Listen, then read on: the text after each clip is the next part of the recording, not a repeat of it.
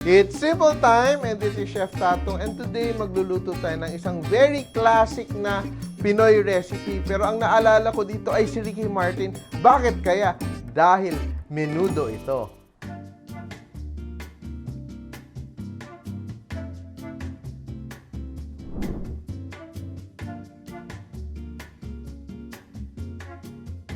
This recipe is part of the Simple Cookbook series where we try to make cooking as simple as ABC. So kahit very tito yung joke ko, ang lulutuin natin ngayon ay very classic na Pinoy recipe na sobrang sarap.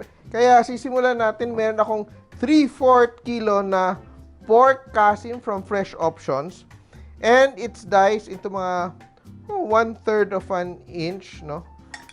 Or half an inch na size. So pwede naman kayo magbili ng menudo cut. Yan. So, marinate lang natin yung ating pork with soy sauce, dato puti soy sauce, and calamansi. Yan, medyo maraming calamansi. Then let it sit for a while to absorb all the flavors. Ito kasi it's small cuts. Medyo mabilis lang yung marination natin, kahit 10 to 15 minutes. Pwede na. Yan.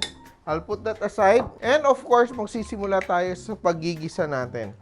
Yung pwede nating gawing panggisa, pwedeng ordinary oil. But yung gagamitin ko today for this recipe ay annatto oil. So may konti siyang color, orange color. Yan, and I'll just heat up my pan. And my oil. Yan. And saute my onions. And my garlic. Yan. Gisa-gisa hanggang bumango. Yan. And gigisahin ko na rin yung aking pork. Yan, sama ko na yung aking pork. So, it's very easy, no? Yung sa amin kasi, sa Bisaya, pag sinasabing menudo, in small portions or small pieces. So, ito, very classic to pag may piyesta, di ba? So, ililipat ko lang siya sa aking bigger burner. Yan, lipat ko lang siya dito. And I will just add my laurel leaves and black pepper. Yan. Yan. So just to start the flavors building up. So nagisa na natin yung ating pork. Then lalagyan ko siya ng aking, of course, liver spread. Or kung gusto mo, you can use chicken livers, no? Yung chicken livers mo. Mash mo, pakuluan mo, then i-mash. But ako, ginagawa ko dito, ginigisa ko din yung canned na liver spread para medyo mawala yung anggo ng konti. Kasi may konting anggo talaga yung canned liver spread. Suka, meron akong dato puti suka. Around 4 tablespoons as well. And sugar to balance.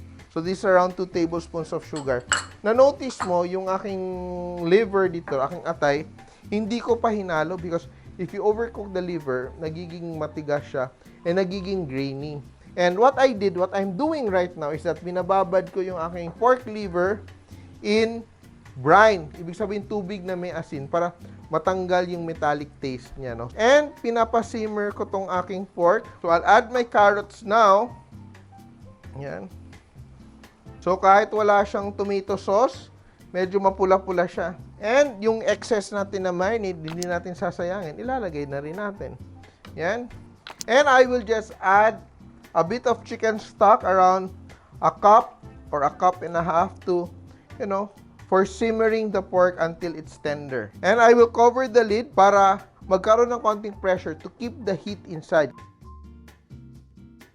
And look at that. So, medyo malambot na yung ating pork. So, the simple logic ng ginagawa natin, binibigyan lang natin ng lead time yung pork na maging malambot. Because if we put everything sabay-sabay sa pork, bago pa lumambot yung pork natin, yung ibang vegetables natin, durug-durug na. So, ito siya, medyo almost na siya fully cooked yung ating pork, pero hindi pa siya quite tender kasi may lulutuin pa tayo, so hahabol na lang siya. So, we add our liver, which has been soaking in our salted water. Yan, look at that, diba? Natatanggal yung ang daming nagiging medyo cloudy, very cloudy yung ating water kasi na-release nga yung whatever toxins. The metallic taste niya. Discard that. We add our potatoes. Red bell pepper. Kung gusto mong may hotdog, lalagyan natin ng hotdog. Kung ayaw mo, wag mo lagyan. Yan. Basta, you get the concept of the dish. Add the hotdogs. Raisins. Yung ayaw may raisins, wag mo ding lagyan. Pero ako, gusto kong may raisins. Yan. And, of course, another optional ingredient, pickle relish. So, lalagyan ko din ng pickle relish. And I'm just going to mix. So, very festive na yung itsura ng ating menudo.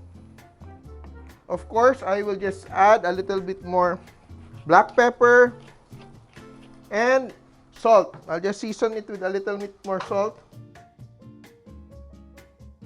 And let it continue to cook. Menudo, fiesta menudo.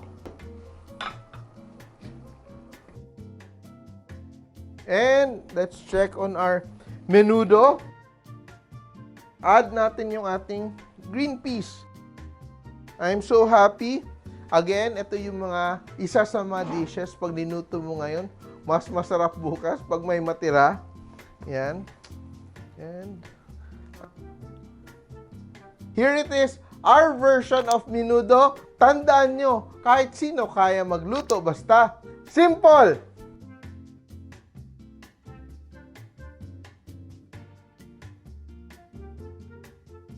Simple.ph. Living made simple.